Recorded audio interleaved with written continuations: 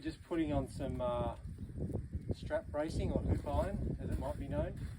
And there's a thing that you have to do to get the tension really tight, so that when you put the tensioners on, which I'll show you later, makes it a lot easier, and I'll explain why what I'm talking about later when we put the tensioners on. But if you come down here, you just tack one corner up at the top. Probably should tack it up a bit better than that, to be honest. Then you can pivot it around, and then you just use like a framing nail.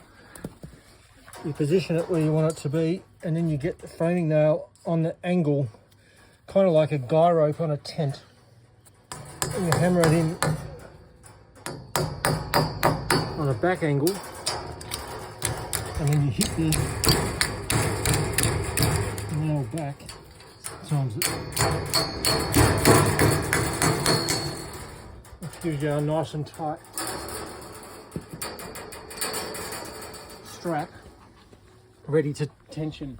Now when I put the tensioner on, I'll show you what I'm talking about as to why you need this to be relatively tight before the tensioner goes on, so stay tuned. So this is how the tensioners go on. You just feed the threaded bolt through one side, and it connects to the other part of the tensioner.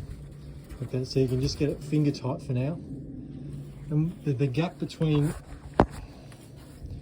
the actual hoop iron and the back of this is called the throat.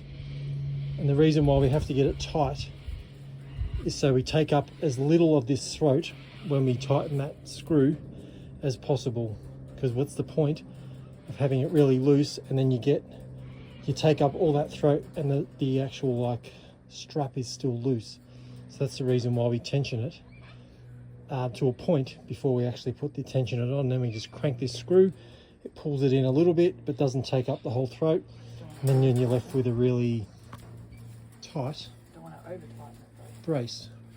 But yes, Jade just makes a good point, you don't want to over tighten it, so you just put a few nails in the top and the bottom, tighten the tensioner, and then you can nail off with 2 nails, because that's the code, through the middle.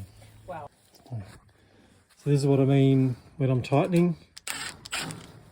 Just hold this part square on the strap, and then you crank it in. See how it's taking up that throat, and without getting too tight and dropping your socket off the end of your drill, you've now got this really tight strap that's actually doing what it's supposed to do. Same thing there.